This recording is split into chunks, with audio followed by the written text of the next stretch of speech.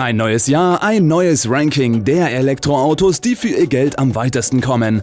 Und da ihr anscheinend brutal auf Listen steht, bekommt ihr jetzt die Top 10 der E-Autos, die für unter 50.000 € am weitesten kommen. Los geht's!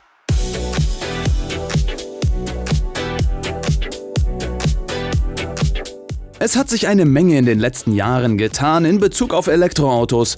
Nicht nur sind sie technisch mittlerweile meist überlegen, sondern kommen reichweitentechnisch auch immer weiter und laden immer schneller.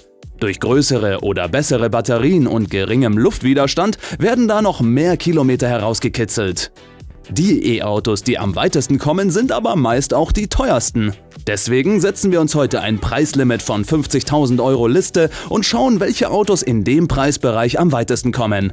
Nicht zu vergessen ist, dass durch die aktuelle Prämie, die ich schon einberechnet habe, sich das Machtgefüge doch erheblich verschiebt und da dann doch ein paar Wendungen besonders in den oberen Plätzen den ein oder anderen überraschen könnten. Folgende Modelle mit etwas geringerer Reichweite schaffen es nicht mehr in die Liste. Der XPeng P7 mit einer Reichweite von 576 km für 49.600 € ist nur haarscharf an den Top 10 vorbeigerutscht. Der Škoda Elroq 85 hat eine Reichweite von 573 km, was seltsamerweise etwas weniger ist als die des gleich motorisierten Enyaq. Auch der VW ID.4 Pro 77 Kilowattstunden mit bis zu 572 km, der XPeng G6 Long Range mit 570 km sowie der BYD Seal Design 83 Kilowattstunden mit ebenfalls 570 km haben zu wenig Reichweite, um es in die Top 10 zu schaffen.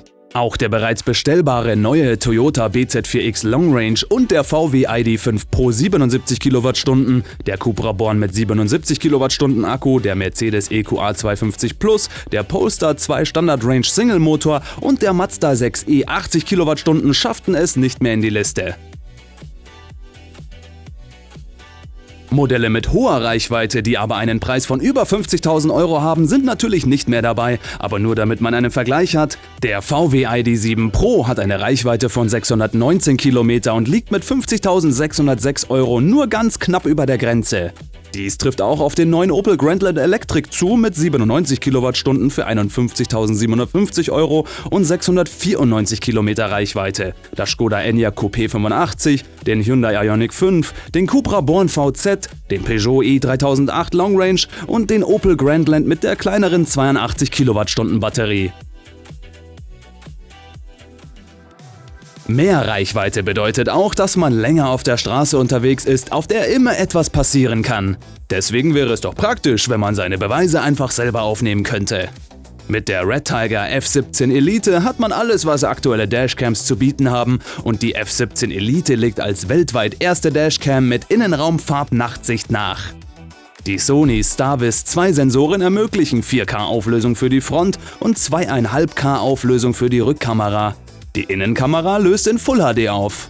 Durch das Dual-Channel HDR verbessert sich aber nochmal der Dynamikumfang für ausgeglichene Belichtung und reduziert dadurch Über- bzw. Unterbelichtung.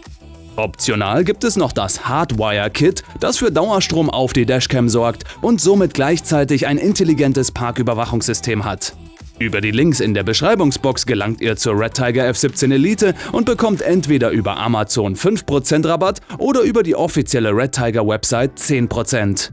Schaut auf jeden Fall vorbei, seitdem ich auch eine Webcam im Tesla und die Red-Tiger F17 Elite im Oldtimer habe, kann ich echt verstehen, warum so viele auf Dashcams schwören. Platz 10.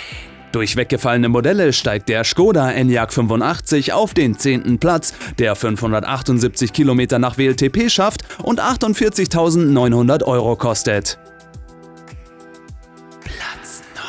Es folgt der Kia EV6, der mit dem neuen Akku unverändert bis zu 582 km weit fährt und kostet mit der maximalen Prämie 43.990 €. Der Smart #5 Pro Plus mit 590 km WLTP-Reichweite gibt es nun mit der Smart-Prämie von zusätzlich 2.500 € für 49.250 €. Platz 7. Der Renault Scenic 220 Long Range erscheint in der Preisliste mit maximaler Förderung für 37.000 € mit 598 Kilometer Reichweite. Im Konfigurator steht zwar je nach Ausstattung bis zu 614 Kilometer, aber ich nehme jetzt mal den Wert, der auch in der Preisliste steht. Der Ford Explorer steht gut im Mittelfeld mit 602 Kilometer für 42.900 € und somit nur 3 Kilometer hinter dem 5. Platz.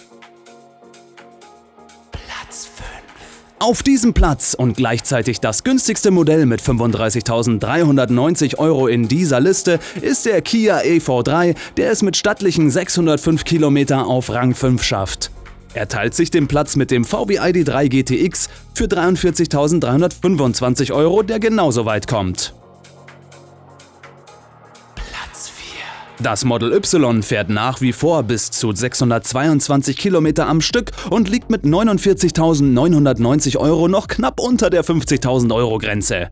Wisst ihr, welches Auto aber genauso weit fahren kann wie das Model Y? Der neue Nissan Leaf mit 75 Kilowattstunden Batterie schafft dieselben 622 Kilometer zu einem Einstiegspreis unter 42.000 €, aber er ist aktuell noch nicht bestellbar. Auf Platz 3 macht sich nun Kia breit mit gleich 2 Neulingen.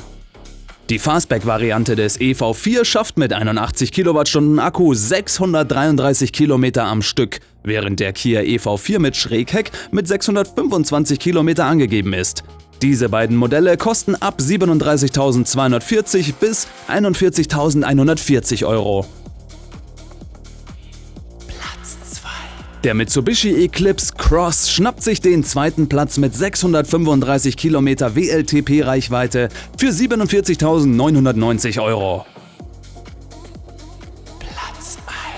Am meisten Reichweite in dieser Preisklasse bietet zwar nach wie vor das Tesla Model 3, nach den jüngsten Verbesserungen schafft der nun aber bis zu 750 Kilometer und führt die Liste damit mit weitem Abstand an. Als Long Range RWD kostet das Auto ebenfalls immer noch weniger als 45.000 €, was es auch gleichzeitig zum Preis-Leistungssieger macht. Am oberen Ende merkt man, dass die Autos bis 50.000 € sich reichweitentechnisch nicht mehr allzu viel nehmen, mit Ausnahme des Tesla Model 3 natürlich, der unangefochten auf Platz 1 bleibt. Schlussendlich bleibt das wie so oft eine Geschmacksfrage, wer für welches Fahrzeug ist und ob es eventuell gute Angebote gibt, wobei man, wenn man schon aktuell plant, ein E-Auto zu kaufen oder zu leasen, sollte man zuschlagen, um sich zusätzlich noch die Prämie einzustecken.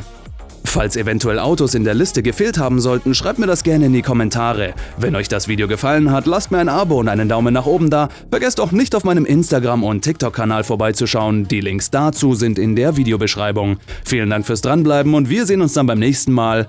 Ciao!